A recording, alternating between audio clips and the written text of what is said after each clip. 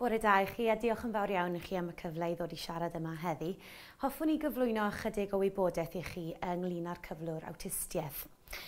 Hoffwn i ganolbwyntio benodol ar nodweddion y cyflwr, yr anawsterau bydd disgyblion awtistig yn ei cael, a sut gall storiau cymdeithasol helpu disgyblion awtistig. Anhwylder niwrolegol sy'n effeithio ar allu celloedd nerfol yr ymenydd i brosesu gwybodaeth yw awtistiaeth. Mae person yn cael ei geni gyda'r cyflwr. Does dim modd i ddal na'i drosglwyddo fe, ond does dim modd chwaith gwella rhag y cyflwr. Bydd plentyn awtistig yn tyfu i fod yn oedolyn awtistig. Dwi ddim yn glir eto beth sy'n achosi'r cyflwr, bod nifer o ragdybiaethau wedi cynnig, enghraifft ffactorau amgylcheddol, mathau arbennig o lygredd a ffigiadau plentyndod cynnar. Mae'n rhaid bod chi wedi clywed tipyn o drafodaeth am hyn yn newyddion yn ddiweddar, ond does dim tystiolaeth wyddonol i gadarnhau hyn. Bydd person sy'n dioddef o awtistiaeth yn cael anawsterau wrth gyfathrebu ac wrth ymwneud â phobl a'i byd o'i amgylch.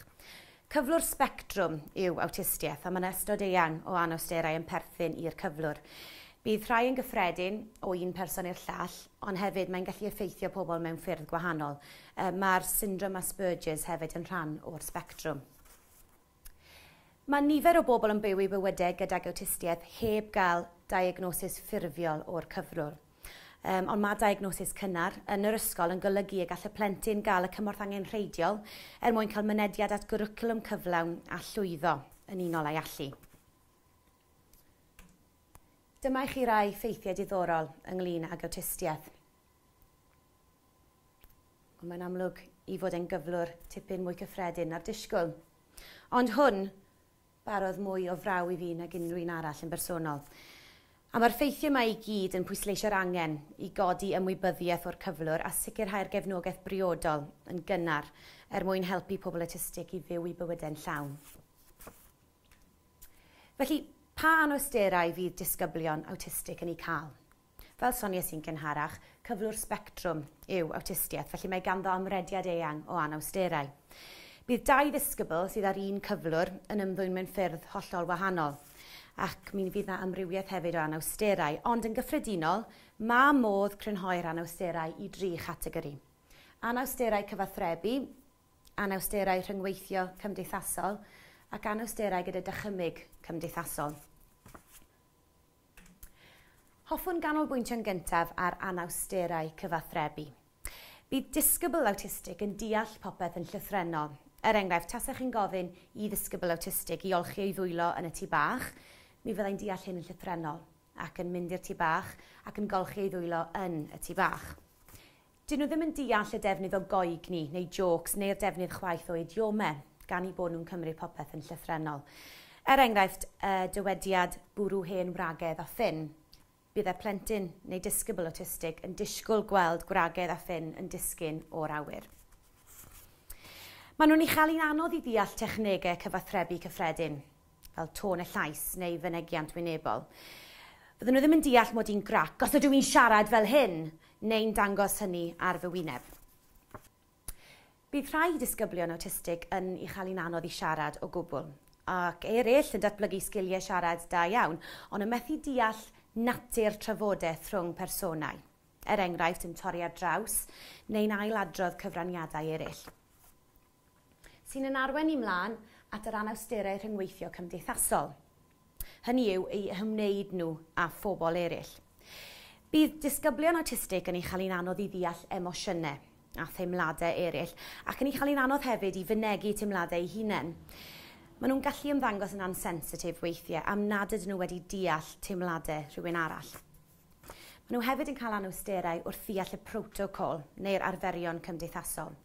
Mae'r rhan fwyaf ohonom yn ei deall nhw yn reddfol, ond iddyn nhw enghraifft fydden nhw'n sefyll yn rhy agos at berson wrth siarad neu yn dechrau trafodaeth ar bwnc hollol amrhiodol.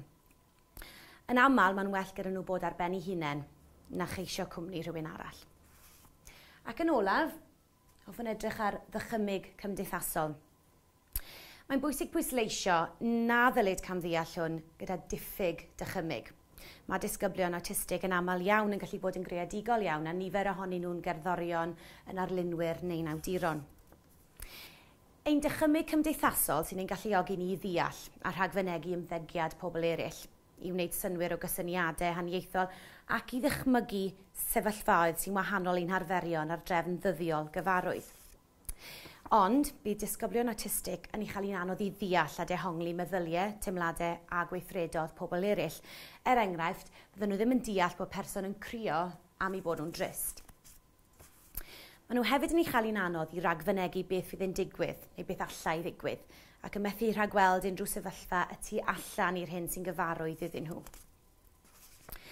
Dyn nhw ddim chwaith yn deall cysyniadau haniaethol, megis peryg. Maen nhw'n methu ymdopi â newid yn eu trefn ddyddiol neu sefyllfaoedd newydd. Maen nhw'n hoff o drefn, hoff o wybod beth sy'n mynd i ddigwydd. Nawr, mae'n hanfodol bod disgyblion awtistig yn derbyn y gefnogaeth briodol o fewn yr ysgol mwyn galluogi nhw i gael mynediad at y cwricwlwm i gymryd rhan yn mywyd pob dydd yn yr ysgol. Mae nifer o ddulliau gwahanol o helpu'r disgyblion hyn i ddeall ac i ddatblygu o fewn y gyfundrefn. Wrth i ni ddysgu mwy am y cyflwr, mae athrawon ac arbenigwyr yn y maes yn datblygu technegau newydd yn gyson. Ond hoffwn ni edrych ar un dull yn benodol, sef storïau cymdeithasol. Maen nhw ddefnyddiol iawn i ddisgyblion awtistig waith beth o'i hoedran na'i gallu. Disgrifiad gweledol byr o sefyllfa benodol yw stori gymdeithasol yn y bôn. Bydd yn cynnwys gwybodaeth am yr hyn sydd i'w ddisgwyl a pham. Defnyddir y dull i helpu disgyblion awtistig i ddatblygu sgiliau hunanofal a sgiliau cymdeithasol neu i ymdopi â sefyllfaoedd annisgwyl neu ofidus. Nawr dyma chi enghraifft o stori gymdeithasol. Eisteddwch ar y mat mewn cylch i wrando ar stori cyn amser chwarae. Nawr mae trefn yn bwysig iawn mewn stori gymdeithasol. Mae trefn y stori yn adlewyrchu'r union drefn bydd pethau'n digwydd. Felly yn yr achos hwn, amser chwarae yw'r peth olaf i ddigwydd, felly hwnnw sydd yn dod olaf yn y stori. Falle bod hi'n fwy naturiol i ni ddweud cyn amser chwarae, eisteddwch ar y mat mewn cylch i wrando ar stori. Ond mi fyddai hyn yn cymlethu pethau i ddisgybl awtistig. A dyma chi enghraifft arall o stori gymdeithasol fydde'n cynorthwyo disgybl awtistig gyda datblygiad sgiliau cymdeithasol a threfn y dydd yn yr ysgol. Aroswch yn y ciw am ginio, dywedwch wrth y ddynes ginio beth yr ydych am fwyta cyn talu gydag arian wrth y til. Nawr, sylwch ar y manylder fan hyn. Talu gydag arian wrth y til.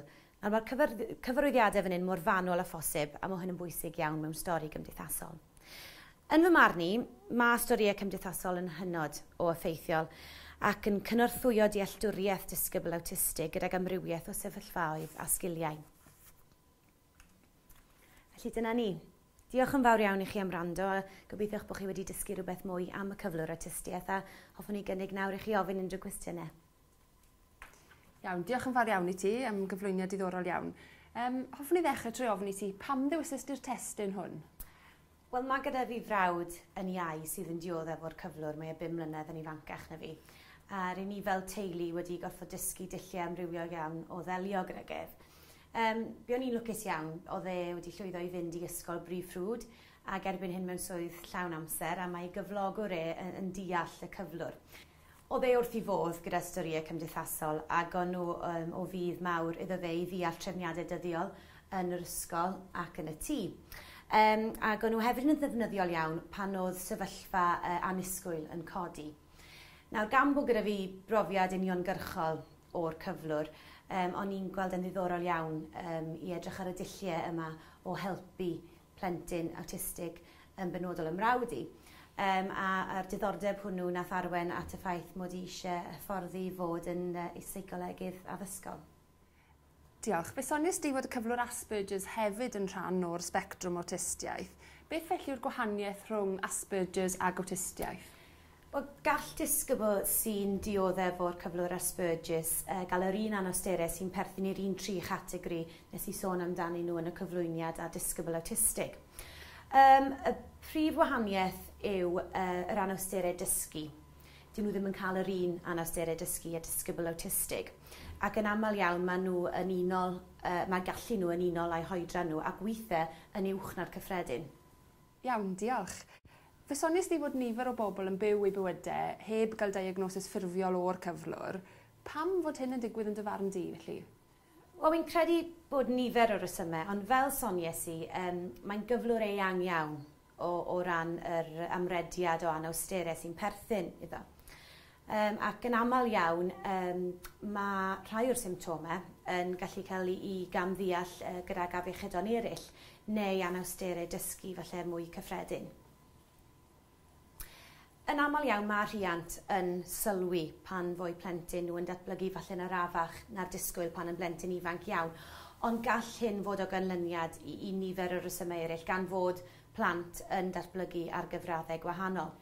Bydd rhiant yn medru sylwi falle bod eu plentyn nhw'n datblygu bach yn hwyrach neu yn arafach na gydylen nhw pan yn blentyn ifanc, mae nifer o'r anawsterau sy'n gysylltiedig ag awtistiaeth yn bethau falle sydd yn datblygu yn hwyrach, enghraifft dychymyg cymdeithasol. Mae mwy o ymchwil yn cael ei wneud nawr, sydd i wneud i'n haws i arbenigwyr a meddygon i adnabod natur y symptomau, ond dim ond yn gymharol ddiweddar mae hyn wedi dechrau dwy'n ffrwyth, o safbwynt gallu rhoi diagnosis ffurfiol i ddisgybl. Felly, yn fy marn i, gan fod y cyflwr mor gymleth a'i amrediad mor eang, a'r ffaith ein bod ni'n ymchwilio o hyd ac yn ymateb o hyd i ganfyddiadau ymchwil newydd, dyna'r rheswm pam bod na oedi wrth i ni roi diagnosis. Iawn, diolch yn fawr iawn i ti am gyflwyniad diddorol iawn a phob hwyl i ti yn dyrfa fel seicolegydd addysgol.